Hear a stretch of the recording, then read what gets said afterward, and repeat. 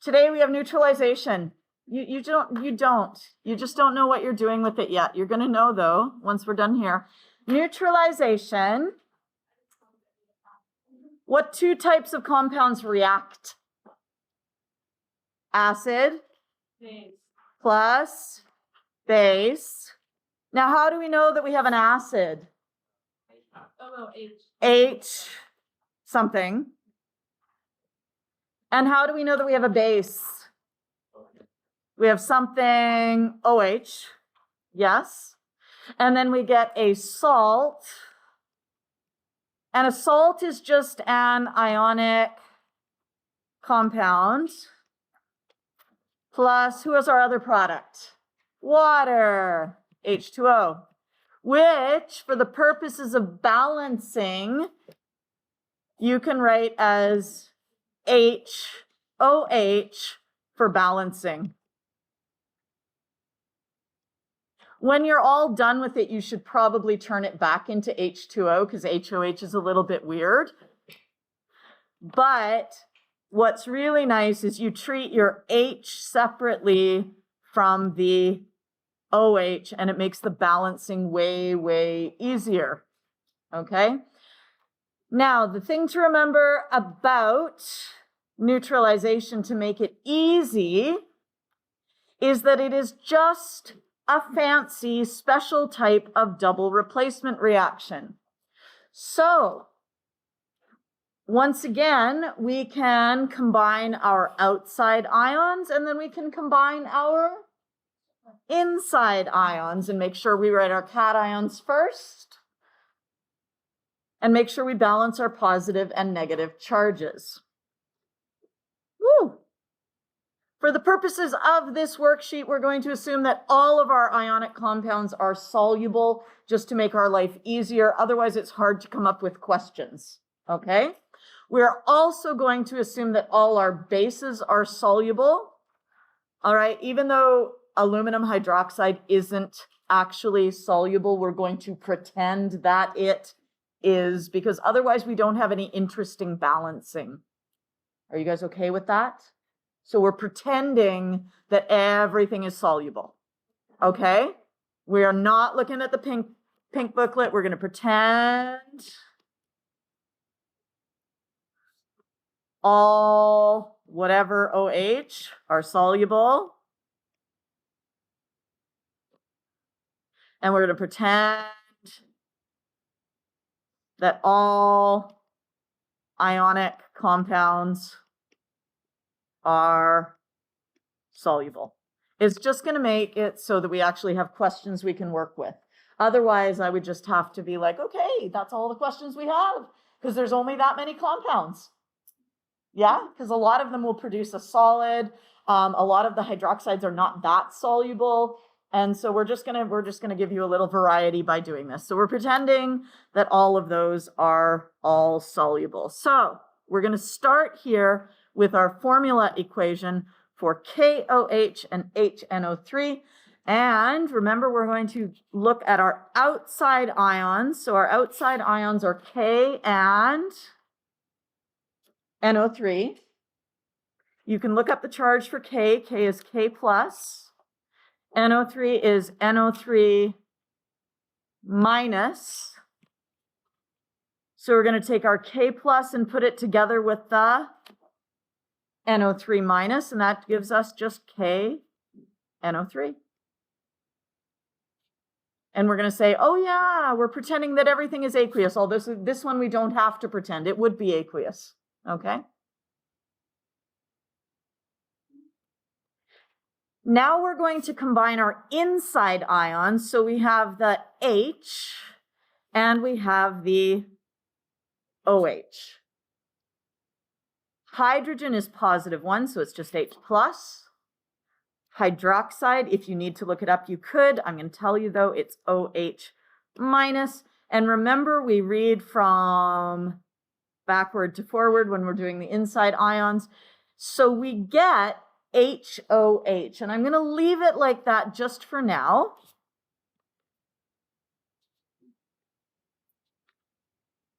I'm going to change it up later to write it as H2O, but just for now, while I'm balancing, I'm going to leave it as HOH. What state is HOH? Remember, HOH is actually just H2O. What state is that? That is a liquid, okay? So,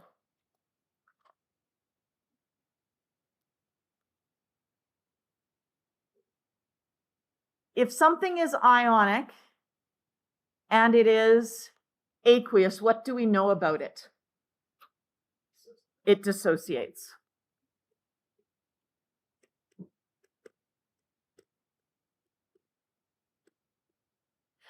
And for the purposes of this worksheet, if we have an acid,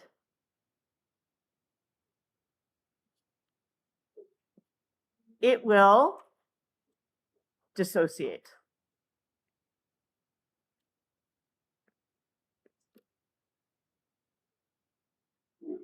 I could say if you have a base, it also dissociates, but all bases are ionic compounds.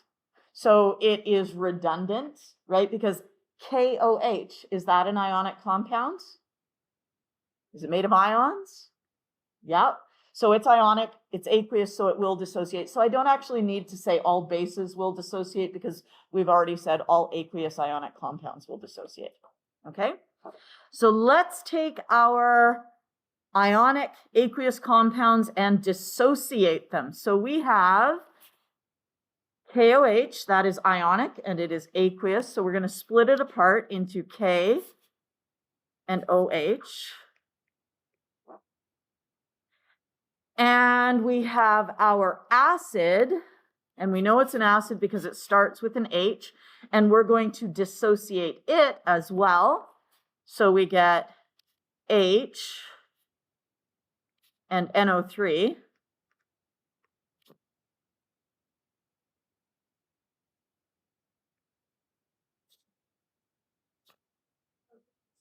Charges and states, thank you. Okay, we need to have K plus, OH minus, H plus, NO3 minus. We need to have aqueous, aqueous. We need to have aqueous and aqueous. Ooh, what did I just do? Control Z. There we go. Okay. Now, KNO3, what kind of a compound is that? It is ionic. It's made of the potassium ion and the nitrate ion, and it is aqueous. So what do we do with it? Split it apart, dissociate it. Okay, so we have K plus, aqueous, and NO3 minus aqueous.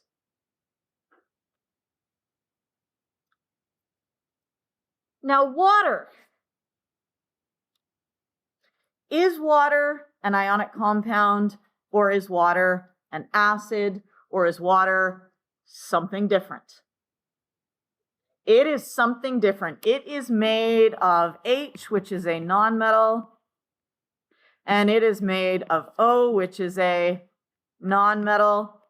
And a nonmetal and a nonmetal mean that my compound is covalent. And do covalent compounds split apart? No, it does not dissociate. Okay, so it just stays together. And I'm going to replace my HOH with H2O because it just looks a little nicer. Okay, and I'm going to leave that as a liquid. So liquids don't split apart. Okay. Or at least not yet. Not until we start melting ionic compounds in Unit 6, but that's a long way off. So pretend I said nothing. You heard nothing. Do we have any spectator ions here? Yes, who is a spectator ion? We have potassium, K plus. We also have NO3 minus, NO3 minus. All right, and so we can say Our spectator ions are K plus and NO3 minus.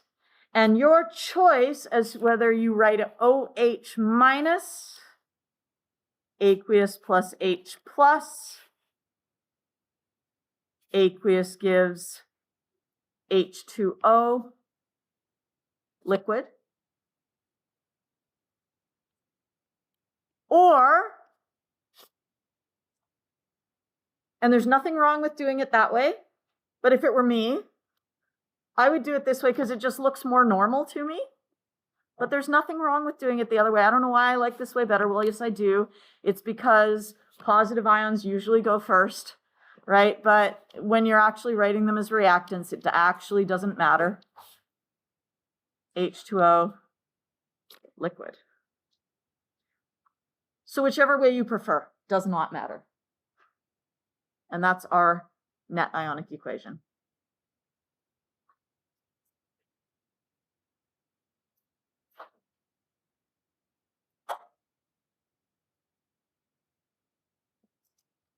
Okay, we're actually going to go to the very end of page 26, and we're going to write a new question.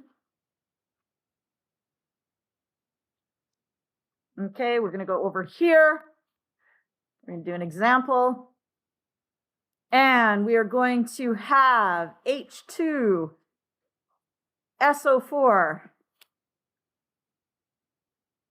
aqueous plus FeOH3 aqueous. Do you think you could predict the products of that reaction? You want to give it a try? Remember, you're going to combine your outside ions and you're going to combine your inside ions.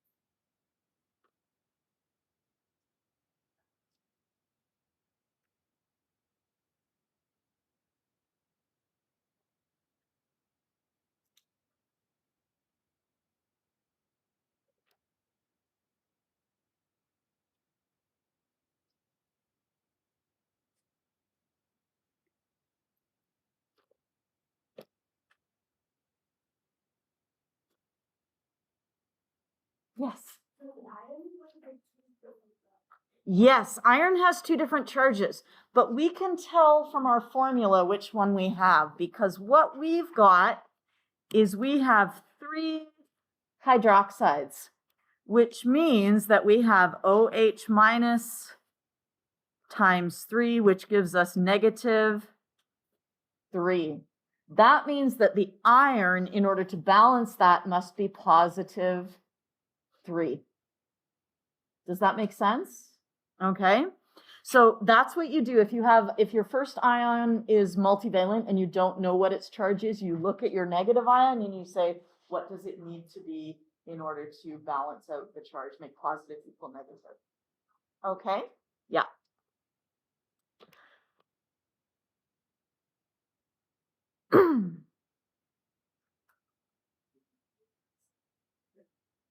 Would you like me to give you a tip as to how to make balancing really easy? Okay. You are going to look for your most complicated compound. Who would you say, just looking at these compounds, is the most complicated compound? And that's going to be the one that has the most subscripts. Yeah, that is our Fe2SO4 because we've got the 2 here and we've got the 3 there. That's a lot of subscripts, yes? So what we do is we find our most complicated compound and we balance those ions first.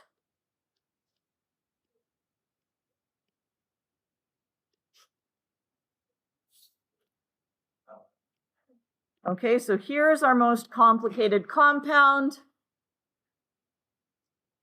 So we are going to balance the iron and the sulfate first.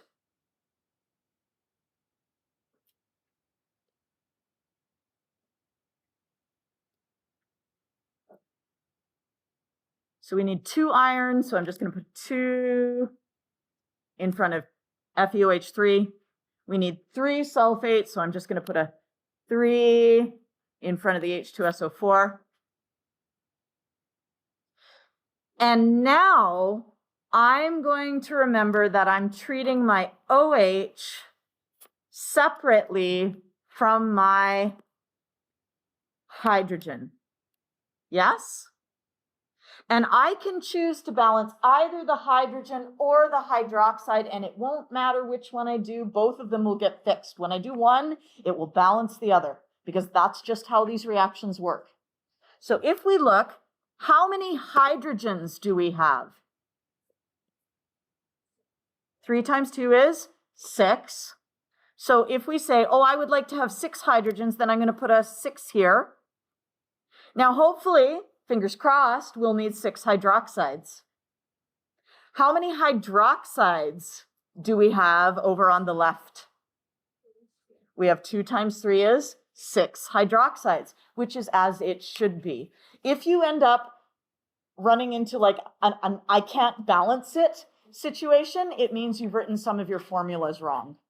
Okay, it should work like this. If you pick your most complicated formula and you balance the ions in there first, and then you just say, I need to just balance my hydrogens, everything will just be like, bam, bam, done. Woo!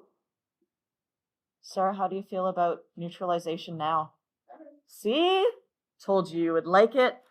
All right, now we're going to take these things and we're going to split them apart for a complete ionic equation. H2SO4, how many hydrogens will come out of the H2SO4? Because remember, we are going to split our acid. We should end up with 6 hydrogens. So we're going to have 6 H plus. And I'm starting way over here because this is complete ionic equations are really long. They take a lot of space. 6 H plus, aqueous. How many sulfates do we have? 3.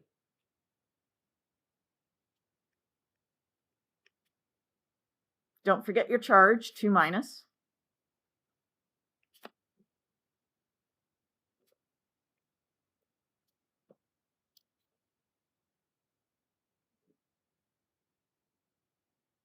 Now, iron hydroxide, how many iron ions do we have? Just 2. 2 Fe. And remember, because we had those 3 -1 hydroxides, this is iron 3 plus.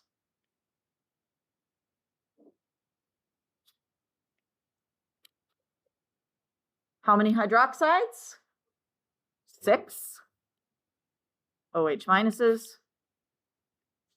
All of these guys were either acids or aqueous ionic.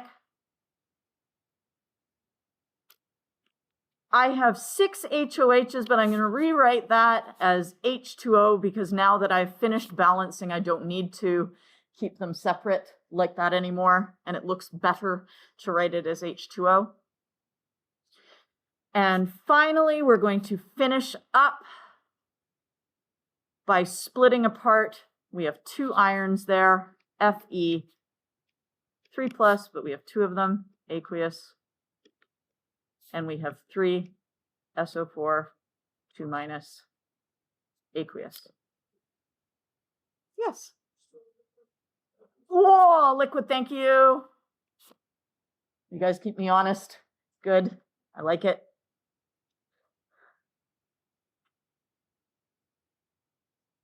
Anybody can get, is there anybody who can get canceled? Any spectator ions? Iron, we've got 2 Fe3 plus aqueous. Anyone else? The sulfates, we've got 3 of those. Okay, so those are our spectator ions. So when we finish with this, this was our complete ionic equation. Now we're going to write our net ionic equation. We have 6 H plus aqueous plus 6 OH minus aqueous goes to 6 H2O liquid. Yes. Yes, you can. And I was just going to bring that up, and I'm so glad you did. You should cancel out the 6s, okay? And in fact, if you had maybe like a 3, 3, 6, you could cancel out the 3 and the 3, and then the 6 would become a 2, okay? So simplify to lowest terms always, okay? Always simplify the coefficients.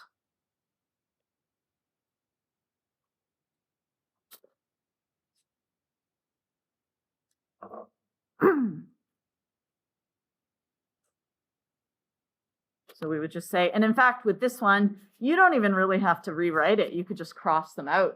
Yeah, it's nice and easy. Saves you some time. And there we are, all done. Yes?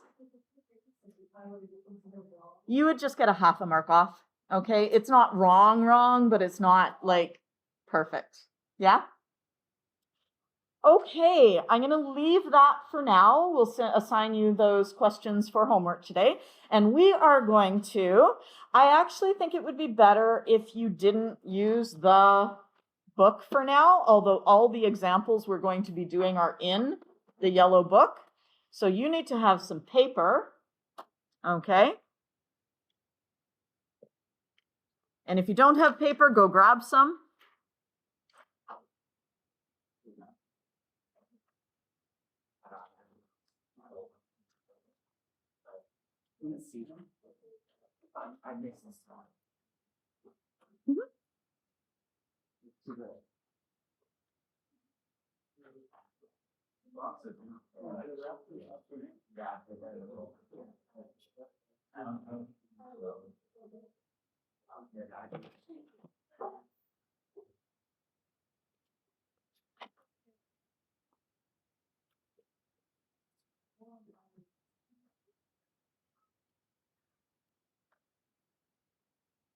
Now, let's say we're going to be doing a whole bunch of unit conversions. Do you guys remember doing unit conversions last year? Yes. Okay, hopefully you're going to like this. All right, so we're going to start by saying I have a rate. My rate is equal to 0.020 moles per minute.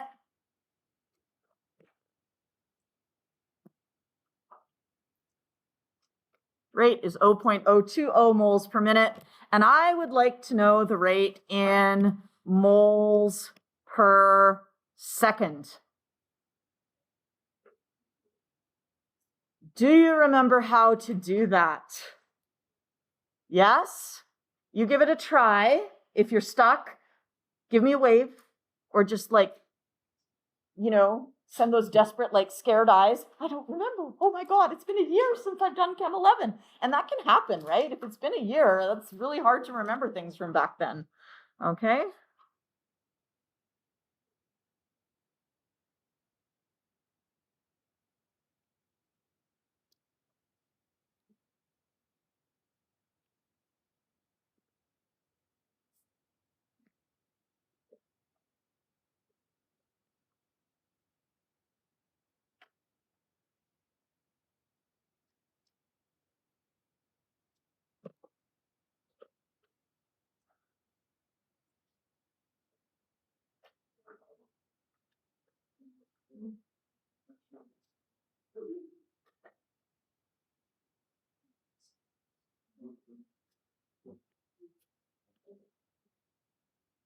So if we have minutes on the bottom, where does it need to go in order to cancel? It needs to go on the top. So we're going to put minutes up here. And what do we actually want to have on the bottom? Seconds. So we're going to put seconds on the bottom. And everybody knows the conversion factor between minutes and seconds, I hope. Yes. 60 seconds per minute. And we get, what do we get?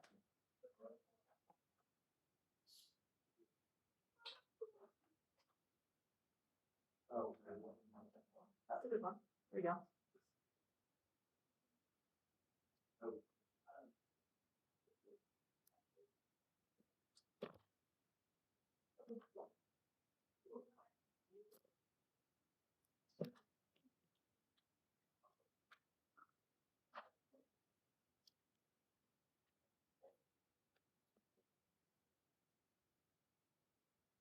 So first things first, we get 3.3 repeater times 10 to the minus 4.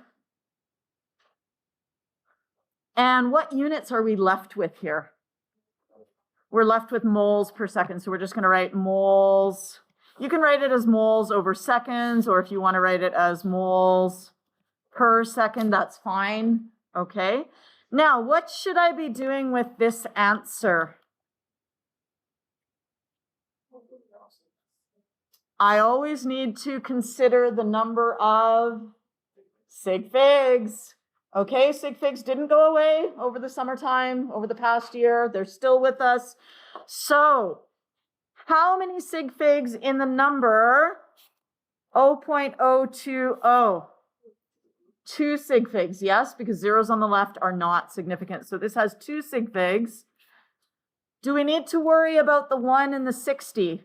No. Those are exact numbers, so we don't worry about them in terms of sig figs. There's not approximately 60 seconds in a minute. There are exactly 60 seconds in 1 minute, so we just ignore those. And so our answer should have 2 sig figs. So we now have 3.3 times 10 to the negative 4 moles per second. And I'm going to encourage you to box your final answer when you get to your final answer. It makes it easier for whoever's marking your paper, and that would be me. So I would like to make my life easier. And quite frankly, you want to make my life easier too, because a happy marker is a generous marker. Yes? An unhappy marker is looking for, like, where can I take off a half mark because this is paining me, just frustrating me. Okay? All right, so there we go. Example number 1.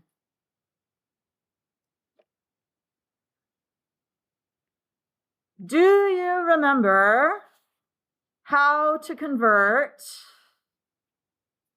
between moles and grams? Do you remember which conversion factor we use?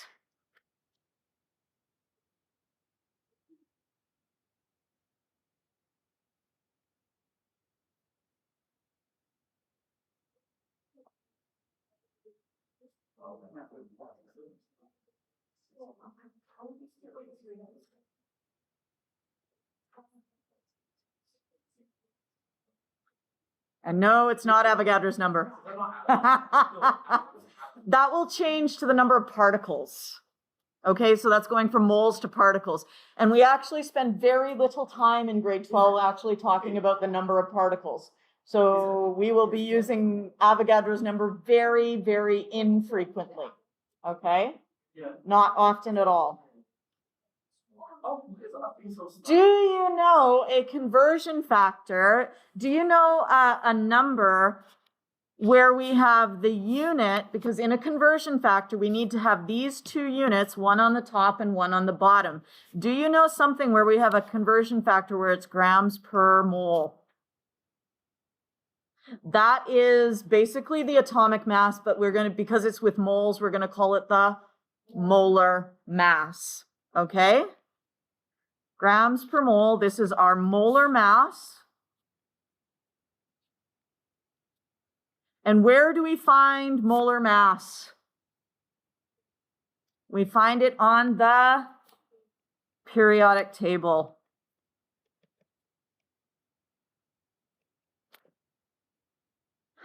Okay, so let's say that we have, for example, 0.28 grams of zinc per second. And we want to figure out how many moles of zinc that is per minute.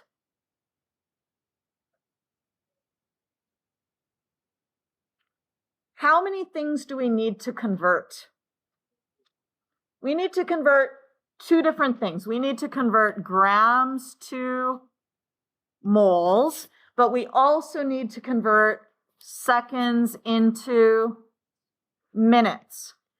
And you have a choice as to whether you do this all in one line or whether you do it as two separate steps. Do you guys have a preference? One line. One line? Okay, we're going to do one line.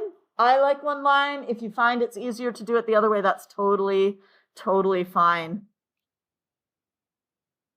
0.28 grams of zinc per second. Now we have 1-2 conversions. So what we're going to have to do is we're going to have 1, 2 conversion factors.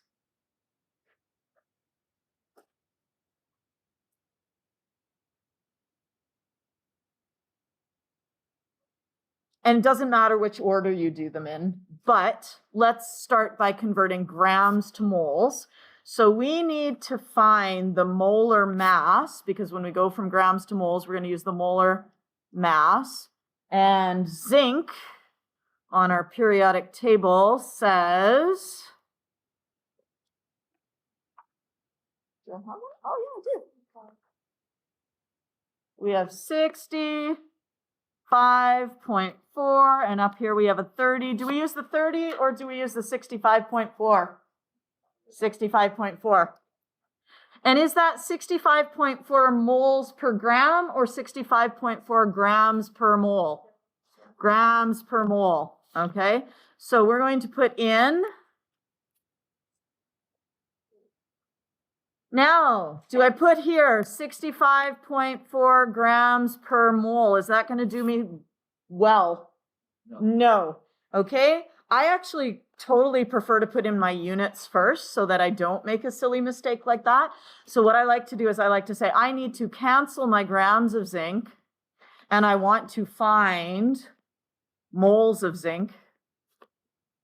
All right, so I put those in first and then I can say, well, now I know that I have 65.4 grams per mole for zinc. So now I know that my 65.4 has to go on the bottom with the grams. Okay. What goes with the mole? 1. Okay. So that gives me moles of zinc per second, but I want moles of zinc per minute. So where do my seconds have to go in order to cancel? Yeah, they were on the bottom. Now they need to go on the top. So there they go. And minutes go on the bottom. There are 60 seconds per 1 minute.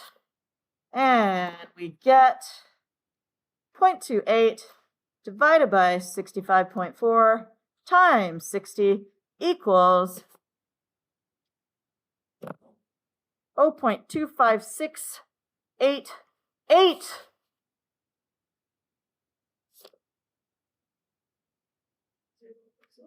0.26. 2 sig figs here. So my answer needs to have 2 sig figs. And my unit, what unit is left? Moles of zinc per minute. So that's moles of zinc per minute. And if you're kind to your teacher, you'll put a box around your final answer. There you go.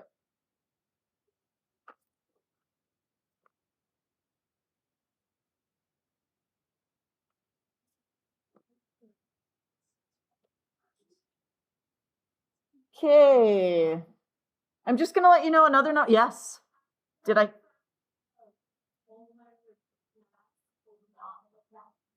The molar mass is not an exact number. No.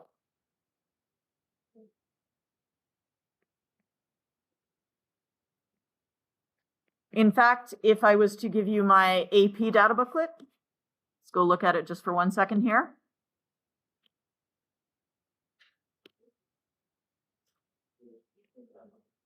Oh, do I not have it? No. Oh, I don't have it. Never mind, but they all go to 2 decimal places. And in fact, like hydrogen is actually 1.008 grams per mole, and oxygen is 15.9994 grams per mole. So they're all, yeah, different. I thought I was going to be able to show you, but I can't, so I'm sorry. All right. We will not be using 22.4 liters per mole this year because we just don't care about gases that much, or at least not in that context. All right.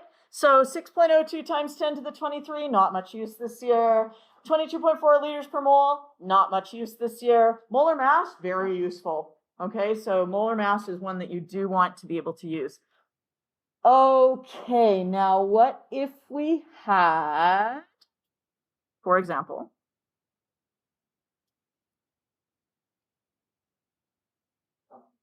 there we go.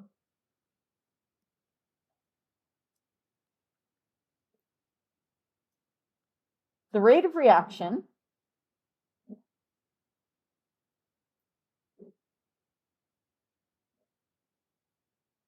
is 0.034 grams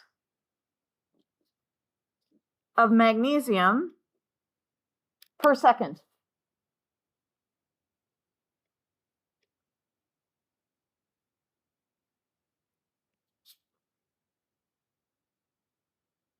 Calculate the moles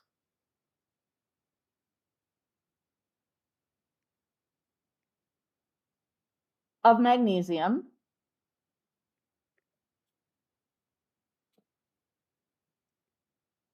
used up in 6.0 minutes.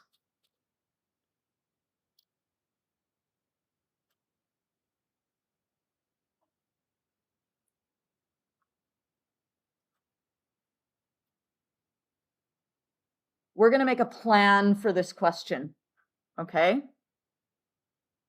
So what we're going to do is we're going to say, what are we starting with? What are we finishing with? And how are we going to get from A to B? So I would like you to take a look at that and decide, do we have any conversion factors given to us in that question? Yes. What is our conversion factor given to us in that question? Grams per second. That is a conversion factor. Okay. What is our given quantity? What are we going to start with? Our given quantity has to be something where we know the number.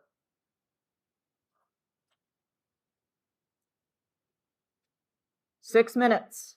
Okay. So this is our initial quantity.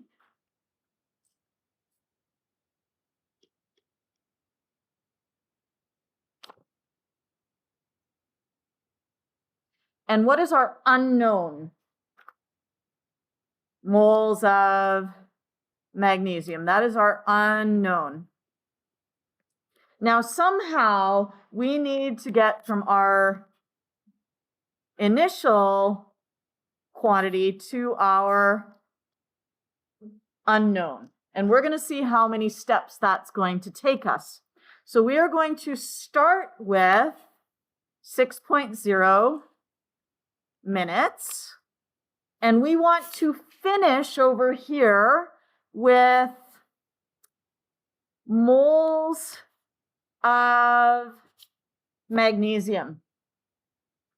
Now what we can do is we can kind of work our way from back to front and from front to back and see what we have conversion factors for. Yes?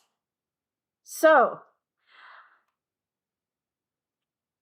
We know that we have a grams per second. Yes? But right down here, we don't have grams and seconds. We have minutes and we have moles. So what would it be good to convert minutes into?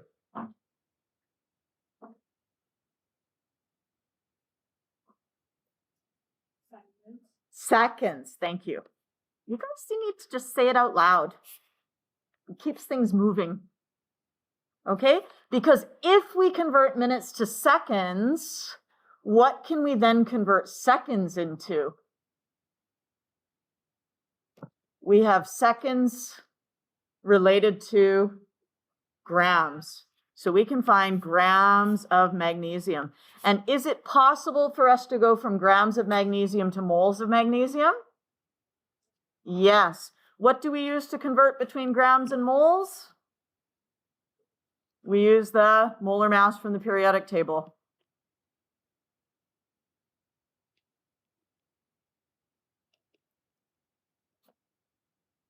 Do you guys think you can do that one on your own? Give it a try. Call me over if you get stuck. Okay, give it a try. See if you can do that. You are going to have 1, 2, 3 steps. So if I was doing this question, I would say I have 6.0 minutes. That's what I'm starting with. And I am going to have 1, 2, 3 conversion factors. Okay?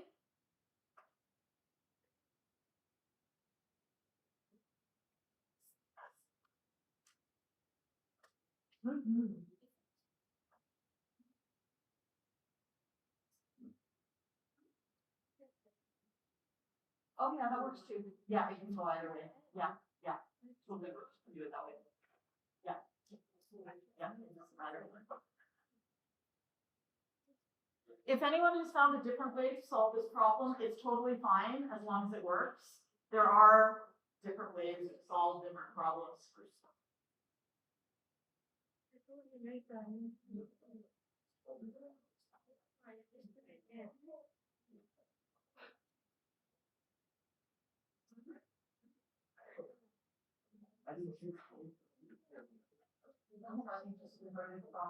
Yes, why are you going backwards? Oh, okay.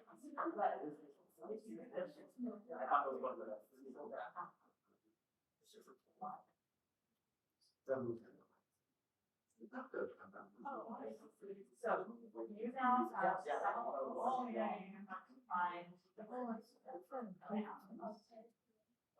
that's going to need to use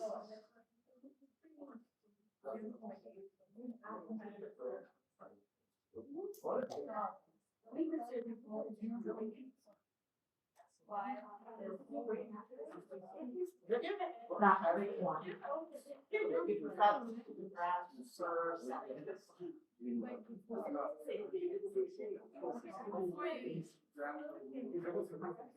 So you now have right now.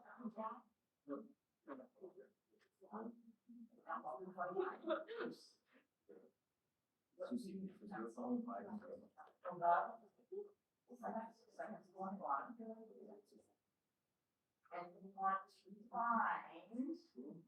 grams. So grams are going to go on them. Okay.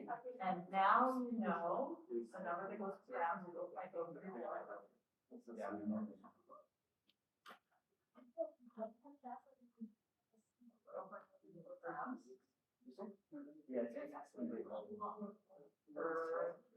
Second, so just 1 second, yeah.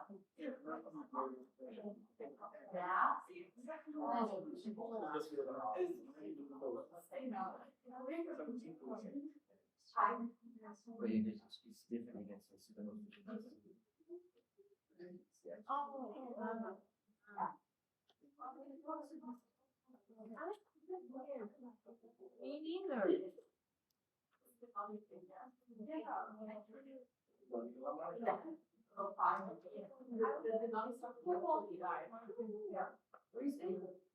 Are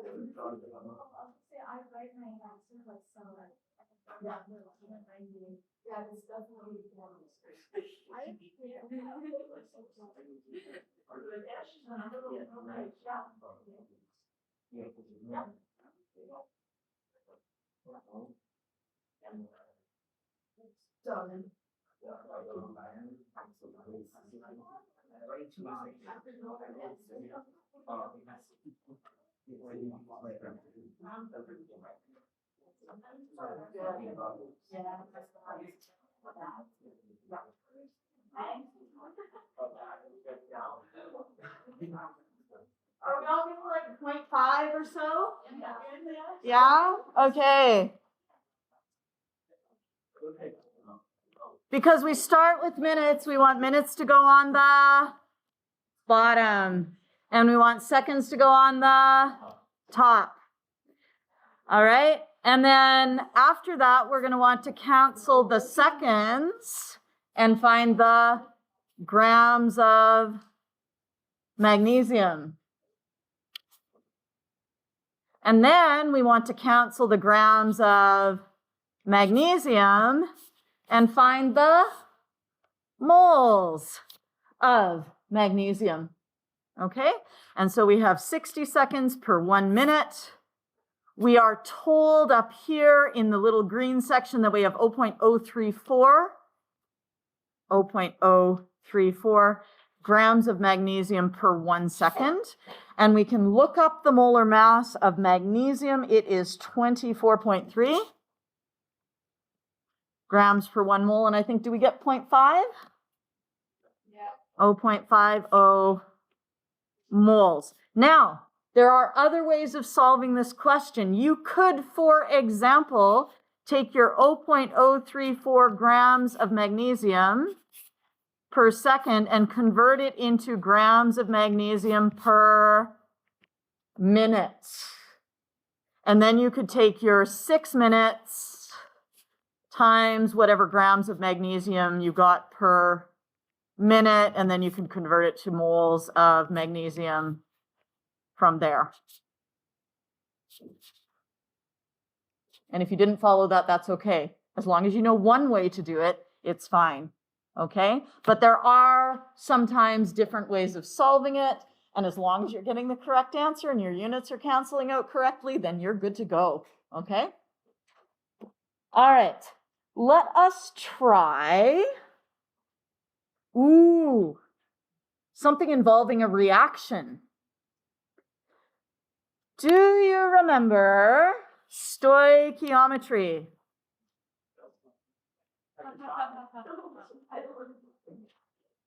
Yes, you do. It's super easy. You'll be like, oh, yeah, no, it's, well, yeah, but you were just kind of not coming to class and focusing on something else. And like, I mean, come on. Yeah, it was totally true. She was like, there was pre-cal 12, and so she just ignored chemistry. When you ignore a class, are you gonna do, I understand, but anyway, you're gonna be fine because I know you got this, okay? Because you're not ignoring my class this year. All right. Let's say that we have a reaction where we have, let's say we just have 2H2 plus O2 gives 2H2O. What do those coefficients mean? It means that 2 hydrogens react with 1 oxygen to give us 2 H2Os. So we have 2 molecules to 1 molecule to 2 molecules. Okay, my abbreviation for molecule is MC because otherwise you can't abbreviate it because it looks like mole and that's wrong. Okay, molecule. However, we can scale that up. I could say I have 2 dozen H2s for every 1 dozen O2 for every 2 dozen H2Os. Does that make sense? If I put 2 dozen H's together with 1 dozen O's, I'll get 2 dozen waters? Yeah? And what that means is I can keep scaling up until I get to 2 moles of H2 for every 1 mole of O2 will give me 2 moles of H2O. Okay, so the coefficients of a balanced reaction give us the mole ratio. Do you guys remember the term mole ratio? Moles of A to moles of B. Okay.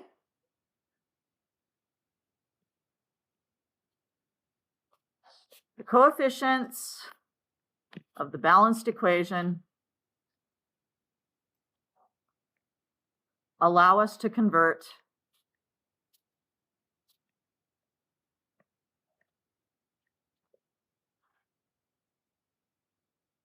moles of A to moles of B. And the conversion factor here is called the mole ratio, and it's just these coefficients. Okay? Yeah. Oh, we can have a stretch break. Okay, quick stretch break today because we need to finish this. Okay, we're just gonna go like this. Everyone, up, up, up, fast, fast, fast, fast, fast, and turn your head. Here we go. Up, up, up, up. You can write in a moment. Okay, we're gonna go like this. We're gonna go right and look to the right, or left and look to the left. Right and look to the right, and then we're gonna go back and forth and back and forth and turn your head and turn your head and turn your head and now we can go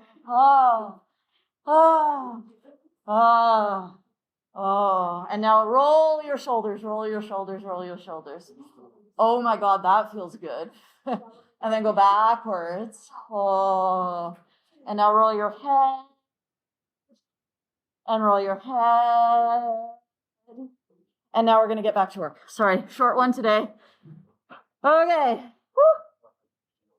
That was so good, Miss Thanks. Right? I know. Well, I've told them they have to remind me if I forget. Yeah. Okay, so we're going to do an example here.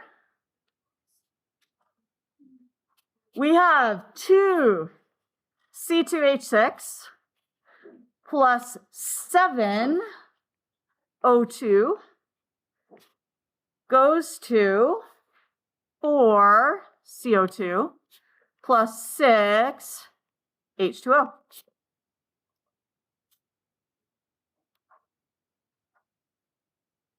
If C2H6 is used at a rate of 0.066 moles per second, calculate the rate of O2 used in moles per second.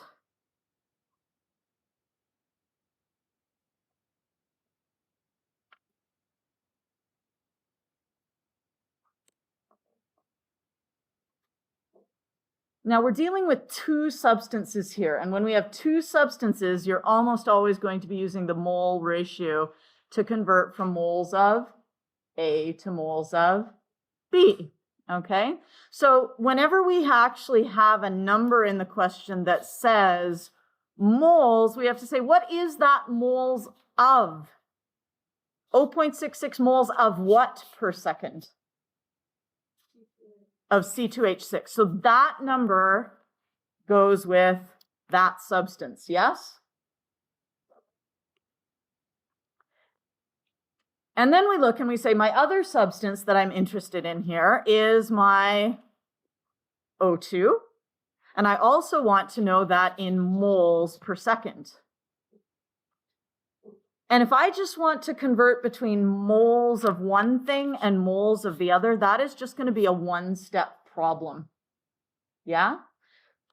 So we're going to go from moles of C2H6 per second, and we're going to convert that to moles of O2 per second.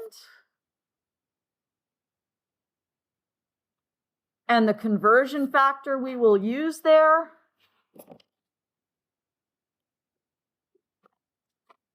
is the mole ratio. Where do you find the mole ratio? Coefficients. So this is going to be a one-step problem.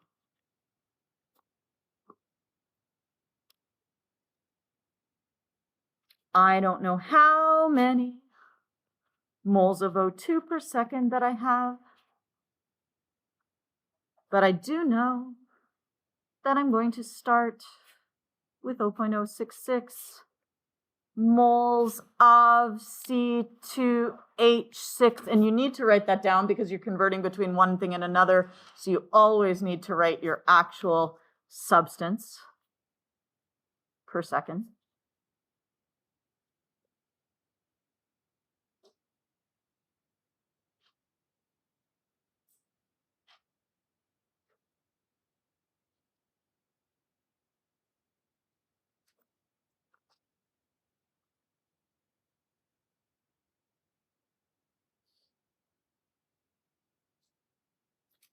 So what do we need to cancel here?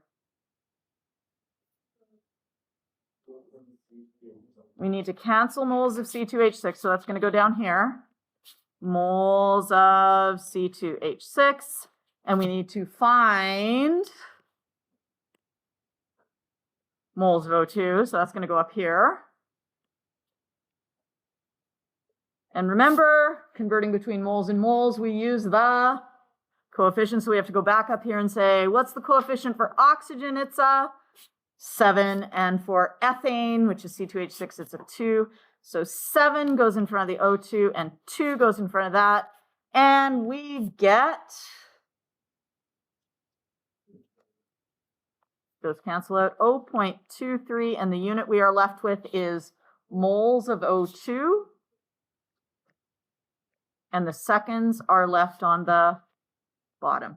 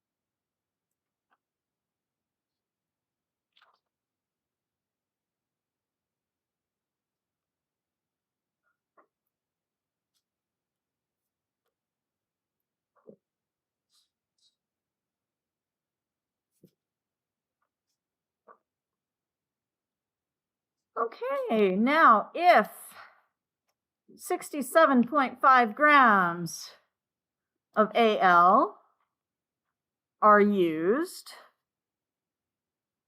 per second,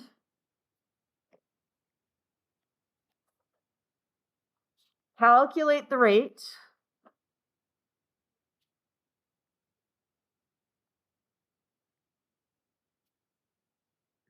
of consumption. Consumption means being used up.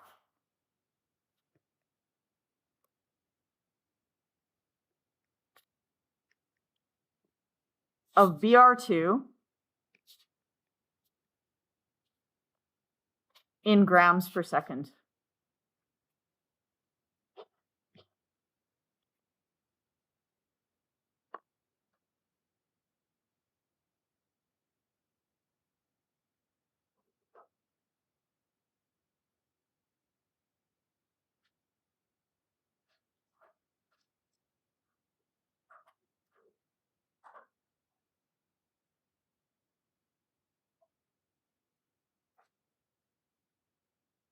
So what would we be starting with here? What is our initial thing that we are looking at? We have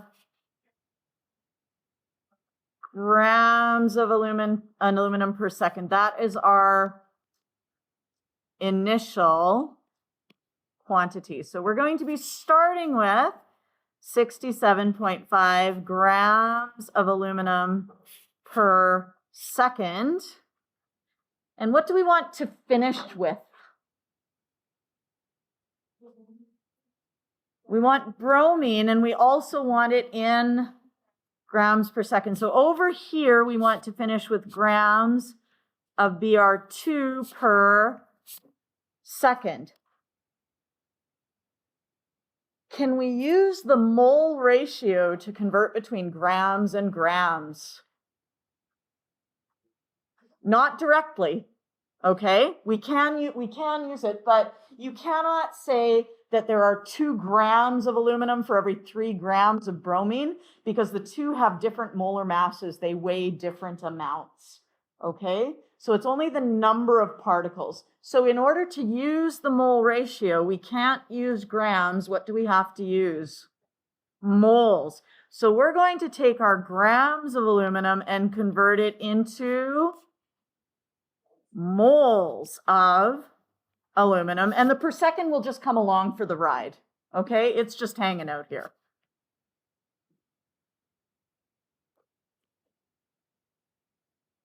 Once we have moles, now I want to go from substance A to substance B, and when I do that, I can go from moles to moles. Right? Because I have to find moles of bromine before I can go directly to grams. So I can go from moles of substance A to moles of substance B. And again, the per second just comes along for the ride. Okay, we're not doing anything with the per second.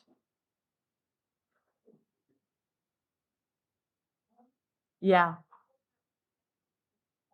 Yeah. Yeah. So for Br2, actually, let's say for Br, the molar mass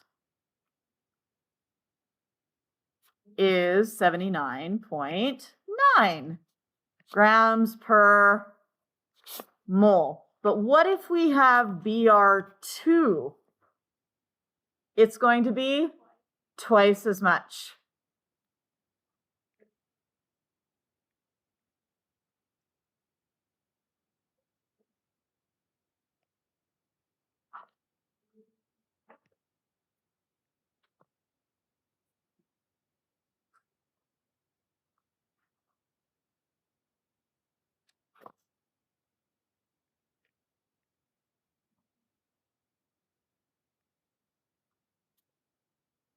Okay?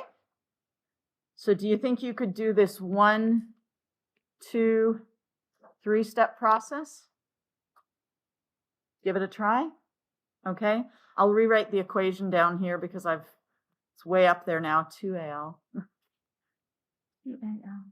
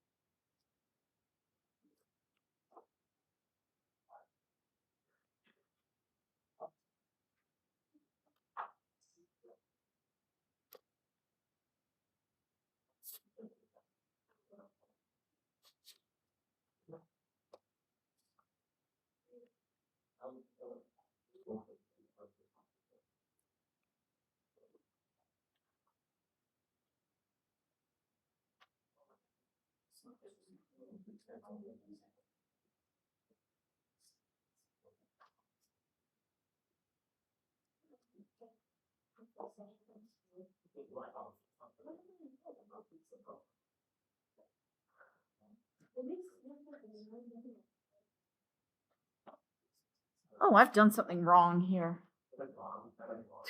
I gotta punch this into my calculator again.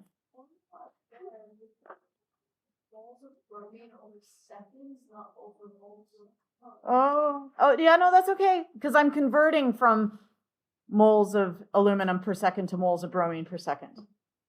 The per second is just hanging out. See this per second here?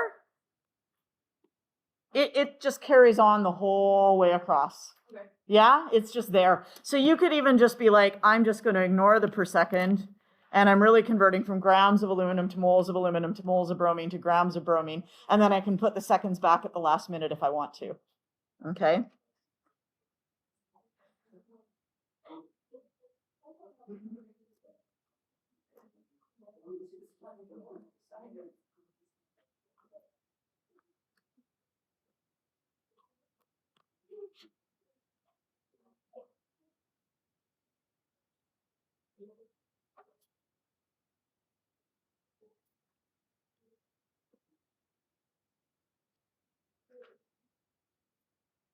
Are we happy with my answer? I'm not 100% happy with my answer. Anyone else dissatisfied? Yes? Sig figs, yes. How many sig figs should I have? 3. So we're going to change that then and round to 599 grams of Br2 per second. Is good? All right. Your homework is in unit 0, you're going to do pages 25, 26. You are going to try the example at the top of page 8 in the yellow book. So in the yellow book, you're going to be like, here's an example. I'm going to cover it with my paper and write, and then I'm going to check my answer. Is good? And then in Hebden, you're going to do page 3, number 6. Okay? You can absolutely take a picture. Yep. It is also on Teams. Okay, so if you don't take a picture, it is also on Teams.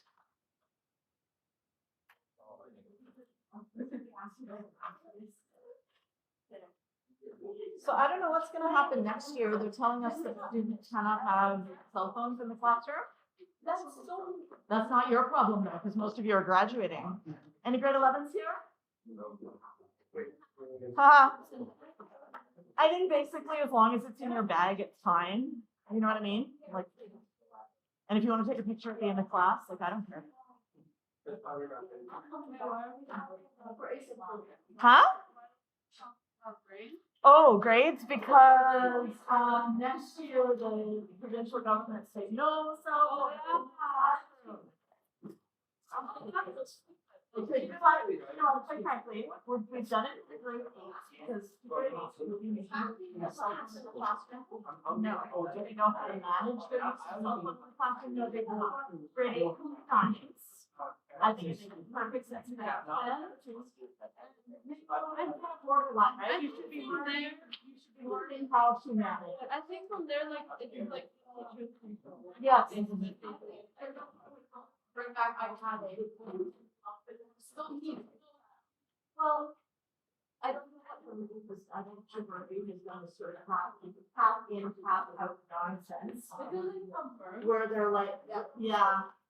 But currently, they said, oh yeah, we're going to bring your own device, right? So like a computer. But then they're like, but you don't really need to have it, and it's going to be anything. I will say though, Bible for you. I just think like Coquitlam says, my son went to school and they're like, bring your own device, you must have a laptop. I can't afford a laptop, and you can work and buy it. Yeah, that's very right. And I'm like, oh, you know what? Let's just get out. And okay.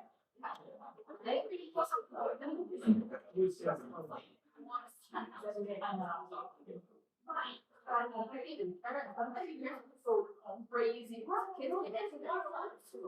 Like,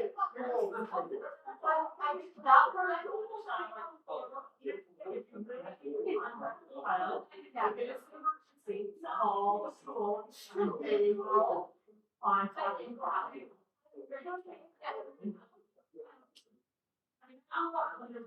Yeah,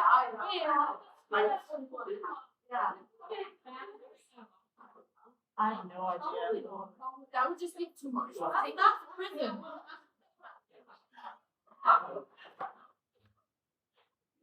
Sorry. You know, I think that like Yeah. I think like since we're gonna try to sneak away Yeah, you're just making them sneakier, that's it. And It's then- the same with the bathrooms. If you're gonna like come in the bathroom and tell everyone to go to class, they're just gonna go inside. Like, and then like what's probably gonna happen is like this, some of the teachers might care, some of them might not, and at the end those Yeah, and even now with the grade eights, there are some teachers who are like saying, no, I'm not gonna do it. I'm 100% cool with grade 8. Scared each other. I think, but I honestly think at that age, like it makes they sense. don't, I mean, they're still little. Do you know what I mean? Yeah, Little yeah. kids, they don't Some- know how to be humans yet. Some of them still don't have radio. They just don't know. And quite frankly, do they even need a phone really? I feel like that you should not allow children under the age of say 15 years. I have live a with flip phone. I think you should just have a flip phone. Flip phone. What's so cool looking? I like flip phones. And then once you're older and you can sort of manage yourself better. I was actually quite glad my son's school, like he was in a middle school and they just didn't have it. My parents never let me have a phone until grade 9. My I was on an iPad my whole life. My son didn't have a phone until grade 9, and then they only got one because it was in this program, and they're like, we can contact with each other, so they need a phone. And I'm like, well, fine. Yeah, but my parents Thank you. started going up. Like, we didn't know where you are, so. Yeah, I get that. There used to be payphones, but now they're not anymore, so you need something. Yeah. Yeah.